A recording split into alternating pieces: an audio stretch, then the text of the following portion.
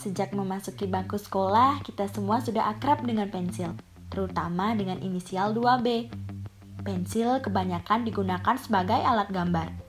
Meskipun tidak sedikit pula yang menggunakannya sebagai alat tulis, bagi para perupa tak sedikit yang memanfaatkan alat ini sebagai media untuk mengungkapkan ekspresinya. Dengan alat ini banyak terlahir karya-karya unik yang memiliki nilai artistik cukup tinggi. Bahkan tak kalah menarik jika dibandingkan dengan media lukis lainnya. Nah guys, kali ini kita akan cari tahu mengenai sejarah pensil, proses pembuatan pensil, dari bahan baku, proses pembuatan, jenis-jenis pensil, dan pabrik pensil. Sebelum itu, jangan lupa subscribe, like, komen, dan share ya guys, agar kamu tidak ketinggalan info-info menarik dan menambah wawasan kalian.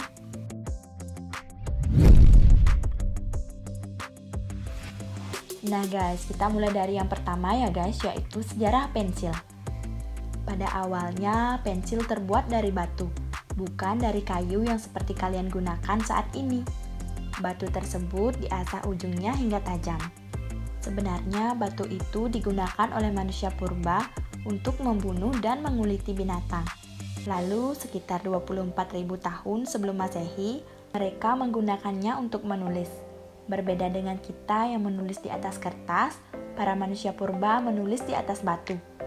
Tulisan mereka juga bukan berupa huruf dan angka, melainkan berupa gambar kegiatan dan sesuatu yang mereka lihat, seperti berburu binatang, mengasah batu, menanam, menangkap ikan, dan gambar binatang. Gambar-gambar tersebut banyak ditemukan di dinding gua di daerah Namibia, bagian barat daya Afrika.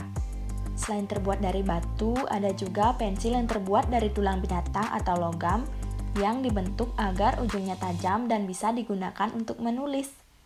Nah, untuk pensil yang kita gunakan pada saat ini adalah alat tulis dan lukis yang awalnya terbuat dari grafit murni. Penulisan dilakukan dengan menggoreskan grafit tersebut ke atas media.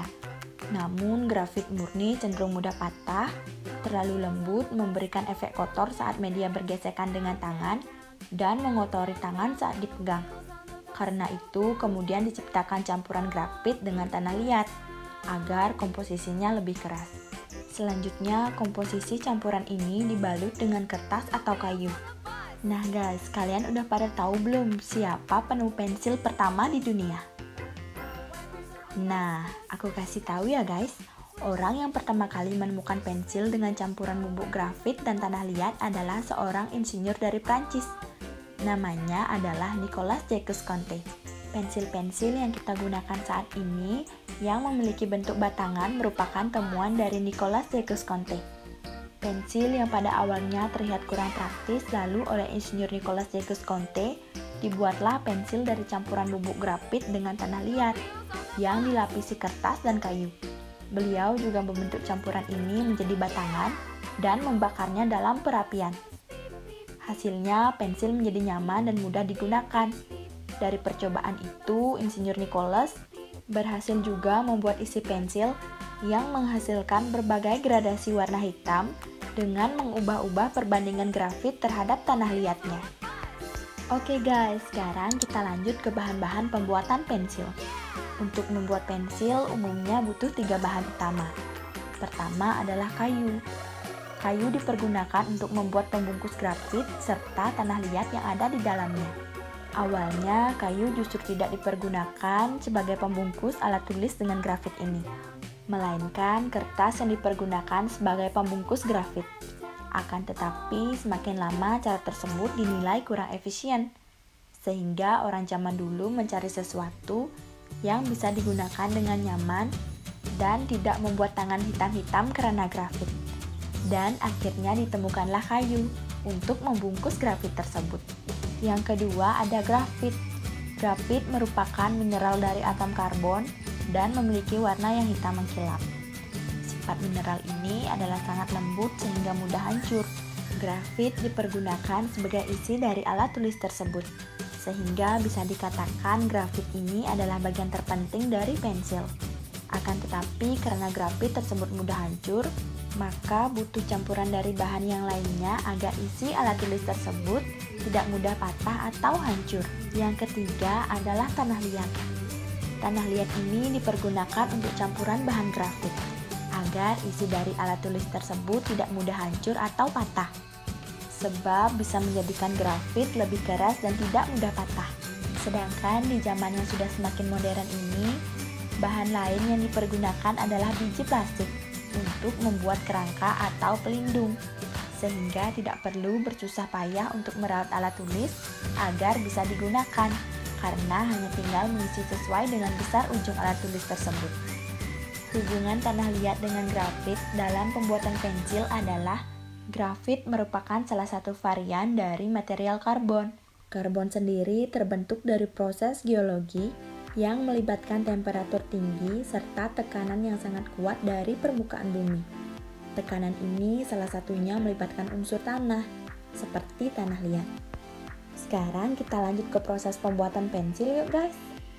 Yang pertama adalah persiapan lembaran-lembaran kayu solid setebal 4 mm, atau tergantung pada diameter pensil ukuran jadi. Lebih besar diameter tentu lebih tebal pula lembaran kayu yang disiapkan. Panjang kayu disesuaikan panjang pensil, dengan sedikit kelebihan untuk pemotongan ukuran jadi. Dan lebar kayu disesuaikan dengan jumlah pensil yang ingin dibuat. Biasanya dibelah menjadi sekitar 8-9 batang pensil per lembar. Tahapan yang kedua adalah lembaran-lembaran kayu tersebut kemudian dibuat alur searah serat dan ukuran grafitnya dengan mesin khusus. Tahapan yang ketiga adalah setelah selesai dialur, batang-batang grafit disusun dan dilapisi dengan lem khusus kayu untuk menempelkan lembaran kayu.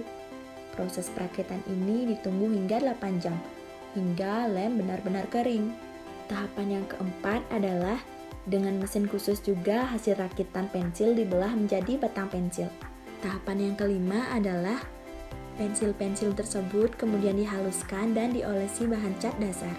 Proses penghalusan tersebut sangat menarik, karena ratusan batang pensil disusun sejajar dan diletakkan ke dalam sebuah lingkaran elastis yang digerakkan dengan mesin sedemikian rupa sehingga seluruh batang pensil saling bergesekan satu sama lain. Gesekan-gesekan tersebut juga membuat permukaan batang pensil menjadi lebih halus. Tahapan yang keenam adalah sampai pada proses finishing. Terdapat minimal 4 cara dan model finishing untuk pensil. Ada proses cat biasa untuk pensil dengan motif sederhana, ada model seperti stiker yang direkatkan dengan cara heating, ada model seperti perekat glitter, dan terdapat juga cara cat dengan sistem perendaman. Semua proses tersebut tergantung jenis gambar dan permukaan yang diinginkan oleh desainer pensil. Tahapan yang ketujuh adalah setelah finishing, pensil mulai dipotong sesuai dengan panjangnya. Dan pada saat yang sama, beberapa aksesoris misalnya karet penghapus atau hiasan karakter juga dirakit. Tahapan yang ke-8 adalah kode produksi. Dilakukan dengan mesin cetak dan beberapa jenis pensil lainnya sudah tercantum pada bahan packingnya.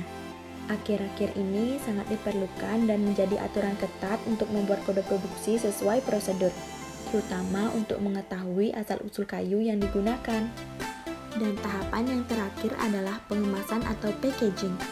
Setelah dikemas, pensil siap untuk didistribusikan ke konsumen. Sampai di sini dulu ya guys video kita kali ini.